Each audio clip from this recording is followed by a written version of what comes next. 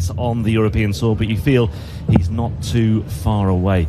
Well, yesterday it was Nathan Aspinall who set the bar very high with that stunning performance against Ryan Joyce, and once again it's Aspinall who has set the bar today, not in terms of his scoring power or in terms of the performance, but what about the result? What about the upset, beating Michael van Gerwen, for whom there will be no fourth title here in Gibraltar? That's the big story, but you feel there might be plenty more stories to come, and these two may well deliver. Rob Malarkey in the chair for this one, and alongside me it's a first opportunity to say buenos dias, Paul Nicholson. Buenos dias, Rob Malarkey. And what a start, you're absolutely right. Going into next year, no more European Tours this year, so is this the biggest barren spell of Michael van Gerwen's career on the Euro Tour? Well, yes, that's the other issue. It's a point well made, actually, because he won 4 of the first 5 Euro Tour events of the year, but he has drawn blanks ever since. Well, first leg, Peter to throw first. Game on. As George Noble gets us underway, I think there was a bit of a relaxed mood for these two, having a bit of a consultation just before the dart starts. 140. Now they sense an even better opportunity. Yes, Michael van Gerwen is out, and the winner of this one will now play Nathan Aspinall, but that is the problem. You get rid of one, you've got another one to face. Aspinall right now is going to be one of the favourites for this title now. Well, automatically, yeah, no doubt about it. 60. And another lesson learned, another life lesson learned for me today as well. Always listen to your children, Paul, because before I headed out to Gibraltar, I said to my little boy, 8 years old, I said, who do you think's going to win the darts this weekend? 100. And I just assumed he might just say MVG without even thinking about it. But he looked at me and he thought long and hard, and after a few moments of thinking, you could see the cogs whirring, he just said, Nathan Aspinall. And I said, okay. And we left it at that. Well, if he wins today, you're going to be asking him that question a lot more in the future. My very own crystal ball. Everybody should have one. My crystal ball has been working off and on this year. Definitely didn't get it right at the World Cup 55. Where Peter Wright won the title. I said Northern Ireland would do well, and they got dumped in round 1. I did say that Damon Heta would do well in Australia, though, and that was pretty fruitful. But these guys know a lot about each other this year and in previous seasons as 100. well. It's a tight contest right now. It's probably the most even one of an afternoon, where we're going to see 15 seeds. Yeah, Kim Huybrechts, the sole surviving qualifier, former European 60. Tour champion himself, up against James Wade in our third match of the day. And it's a big match for Huybrechts as well, because he's looking to force his way into the European Championship field. A win today for Kim Huybrechts, and that will be mission accomplished as far as he is concerned. An anxious wait back at home for Ross Smith today. That's the simple formula, the very simple equation that faces us today. All the permutations have been ironed out, bar one. It's actually good for Ross that he knows exactly what needs to happen. It's not one of those silly scenarios, but this could be silly. 120. Almost perfect. 112. Ross Smith knows it's out of his hands. He's going to have 30 minutes of sheer anxiety. Yeah, and he'll be waving a big James Wade flag at home. Here, Peter Wright has got down to 26. Suljovic is looking at 92, now 72, so he can't get into 60. Position. Video corner 26.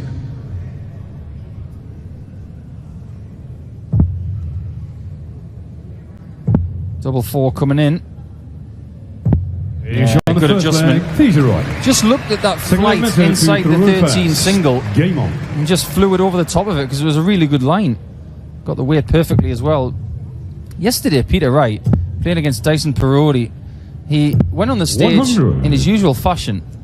But during the game, he looked steely. I think he went up there with an attitude of, I'm going to beat you 6-0. And he looked genuinely cheesed off when he only beat him 6-1. Yeah, 100. He's set himself high standards this weekend, it seems. Suljovic himself had a 6-1 win against Wessel Nijman, the young Dutchman, 19 years old. So fairly comfortable for both players to get through to this stage. They did meet fairly recently as well in the International Darts Open in Riesa. It was a third-round match that day as well. Peter Wright coming out on top by 6 legs to 3. One of 6 meetings they've had on the European Tour, and Peter Wright has won 4 of them. Make of that what you will. It used to be the case that a lot of players were uncomfortable playing against Mensur 140. because he was a lot more changeable with his pace, and more often than not he was quite slow, but the more people have played Mensah over the course of the last 3 seasons, they've got used to the idiosyncrasies. They're now commonplace. 58. And the reason they lose against Suljovic more often than not is because he's good.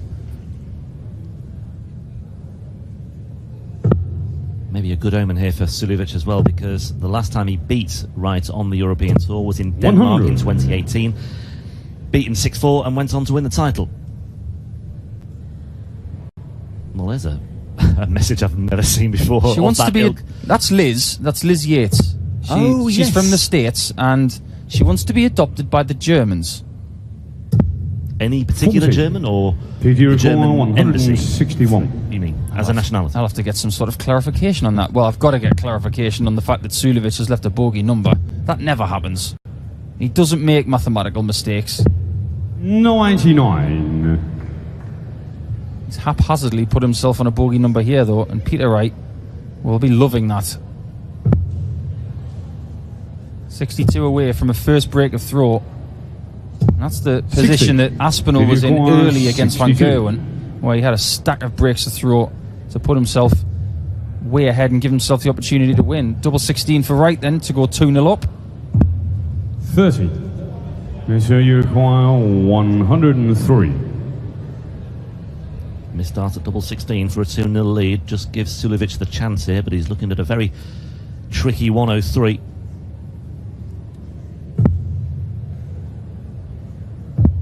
Oh no. Oh, now. I feel his pain. It's Well. horrible hitting a double 15 when you need a single. I've been there. 91. It's a horrible feeling. And boy, he was hoping for a shot of double 14 there. Yeah. Well, we've seen Suljovic leave himself a bogey number. We've seen him hit the double when he He's on wanted the a second single, leg. and Peter Peter Wright Wright. didn't stand on the ceremony too long there either, did he? 2-0. Third leg, Peter to throw first. Well, Suljovic simply Game has to on. put that one behind him and move on. Hasn't really settled yet, Mensah. You feel there's still a bedding in process going on here for him. He said to me at the start of the match that 95. on the walk-on, Mensah looked a little tired. Yeah, I thought so.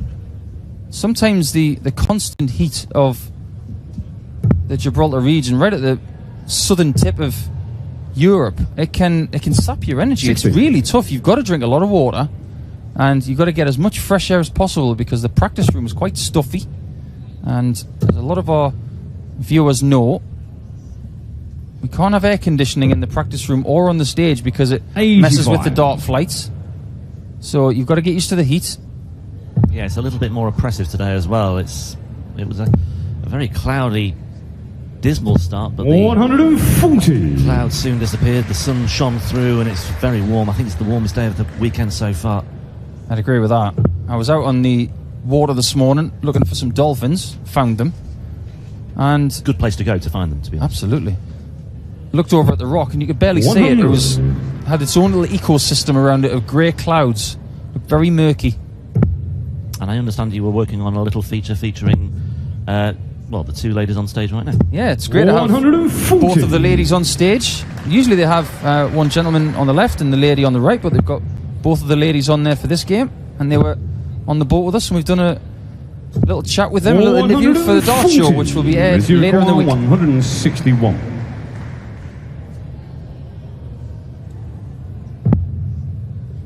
Very good. Excellent. Almost perfect. 136. Seen a 146 missed on double 13, and now a 161 on the bull. Can Wright do to Suljovic what Aspinall was doing to Van Gerwen by taking a 3-0 lead? He needs the bull. And he's further away. 35. Mensah required 25. Well, this should be Suljovic's chance to get the leg on the board and also find a break of throw that he needs as well. Just seemed to lurch into that one. 9. And that was off target as well. The worrying thing there, Rob, was the 46. 9. It was perilously close to the treble. You should be going for the fat piece of that single, and it was very close to the treble. Very precarious indeed. But Wright should take advantage. Plenty of room. And does so. That's a lovely kiss off the flight. We'll pick Mensah to throw first. Game on. Yeah, once again, just making the most of a Suljovic slip up there, as he did in the 27. previous leg. A 17 darter backed up by an 18 darter. It's not stellar stuff from Peter Wright, but he'll be more than happy with the way the scoreboard's looking right now. 140. He's, of course, using a fresh set of darts today. And by fresh, yes, I mean different. But the way he's played in the last 24 hours, Peter, these really work. They're going in with such 41. a lovely thump in the board. There's no flail at the end, because the early part of Peter's career, he used to have this problem where the point would be to the left of the flight, so it would kink at the end. And he has constantly been 60. trying to correct that with grips, with different weights of barrel. And Peter uses one of the longest barrels in the game. Look at Mensua's. It's got a little 59. bit of width about it in the middle, but Peter's is long, thin, straight, but it's a very, very long barrel. It's probably a good centimetre longer than the ones that I use. It's got that uncanny knack of getting those darts 100. close together, and that's why he's so good. It's not just to do with the scoring phase as well, because you want to compact these darts and try and get 180s. But when you have a dart that's right on the wire for a double, 96. you want to be able to get it really close and use it as a guide, and Peter is one of the best in the world at that.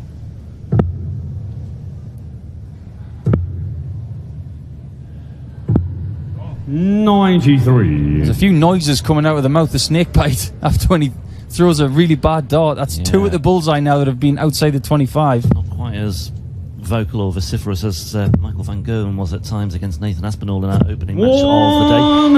Now then, Mensur, maybe that will just breathe new life into this particular match, because he needs something just to get himself going, I think. Although he won't get the opportunity, because Peter Wright has found a 108 checkout, and that's more like it. A 15 darter, and again it's very assured, it's very confident stuff. And well, Suljovic, you just wonder whether things are just beginning to catch up with him. He had that success in Austria at the end of August. He had that terrific run to the recent Pro Tour final as well. 100. And he's just not really at the races so far. If that is the case, is that going to have an effect on his assault on the Grand Prix? You'd probably say no. 190. I'm going to say no right now because he's just at a maximum. But the thing about Dublin is you've got two Pro Tours, one on the Friday, one on the Saturday, and the Grand Prix starts next Sunday. So after that, it's 100. one game per day, and they're the tournaments that the players really, really like. The Match Play, the Worlds, the Grand Prix. One game a day, and they can focus for just one huge effort. That's what makes these tournaments so hard to win, because on a Sunday, you've got to win 4 times. Well, dare we dream of the 9 darter from Mensur? 6 perfect darts so far. He's in position, and this would be the perfect way to 131. get himself going. 141. Here we go, 6 years on and more since Ross Smith here in Gibraltar, and he finds the treble, but the wrong one. Well, 7 perfect darts of sorts make that 135. interesting leave. 170. Very interesting leave.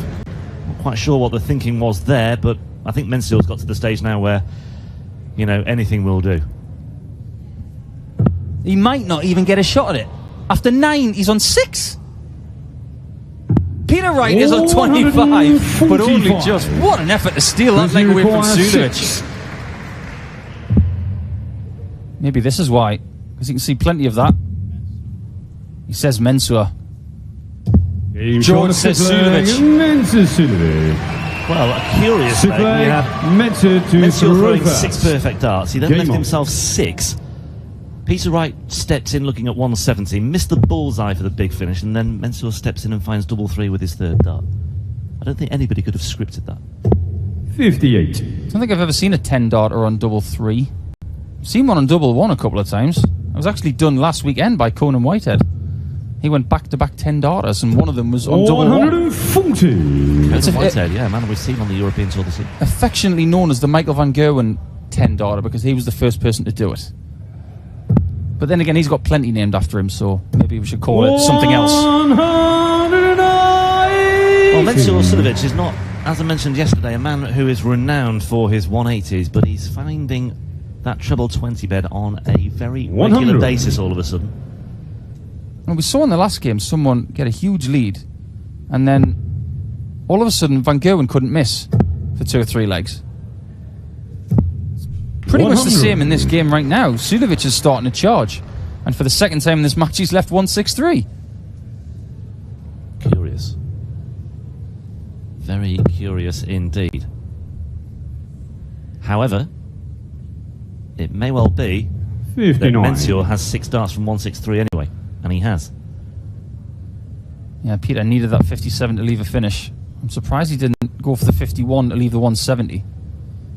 Maybe he thought it was a do-or-die shot, get the treble, or I'm pretty much toasted anyway, because Suljovic is going to come back for 66.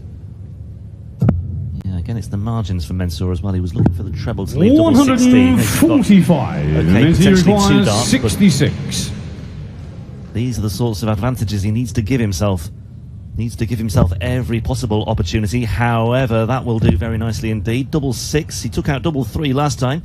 Double 6 is found as well. And that's a bit more like it, and a bit more reassuring for the Suljovic camp. Game on. Do you think Mensur Suljovic's ability to hit treble 14 is underrated? You know, if you think about winning in Vienna for Mensur, 100. he won it with a 70 checkout on treble 14, double 14. He did. And he does spend a lot of time wiggling those fingers before he goes for a treble 14. And I think it was a 14 dart leg as well, that. Probably. 100. Wonder what 14 is in any sort of Slavic language. It probably is Mensur. I know what 15 100 is through the tennis scoring, but gosh, I'm not going to Google this. I should know this. I'll work it out. Yeah, most players know what 20 is in a few 70. languages. I think 14 in Russian is Chetilnatset, so it's probably something like that. I'm glad you said that. 135. I'll have to ask Anastasia Romislova the next time I see her. The best Russian dart player in the world. And another player leaving a bogey number. What is going on? Calculators out, guys. 100. Doesn't matter though. 166 is a nice number if you want to try and set it up. You're always thinking 134 if you're on that number. But from this position, Suljovic will be thinking, if I can get a 140 here, I've got a realistic chance of getting this leg. He doesn't want to leave himself on 131. So he may switch here. 19's a bull. The reason he's done that is because he's given himself an out now by getting a 25 or a bull on the first start, but he's got to rely on Peter not taking the 108 again. Got it earlier. Can get it again. Has to readjust. Back to the left of the hockey. And once more he's done it. That's clinical from Snakebite. To throw first. That was close. You were close. Chetilnatset in Russian. It's Chetlnayest in Serbian. I was on the right line. On the right lines there. Anyway, whatever language you speak, this is the Gibraltar Darts Trophy, and Peter Wright is closing in on a place in the quarterfinals. I don't think he'll take too much satisfaction from the performance. I think it is all about the result today for either of these two. Suljovic has started to breathe life into this match, but maybe, just maybe, he left himself too much to do trailing 4-0 as he did.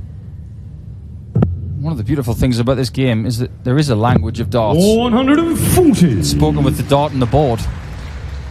I've always wondered if the PDC would ever entertain the referee speaking in the home language. So obviously Gibraltar, you would do it maybe half Spanish, half English. That's a tall order for George Noble and Russ Bray, I've got to say. They've got enough going on, really, Paul, without having to read the score in 3 languages. Oh, this is true. This is true.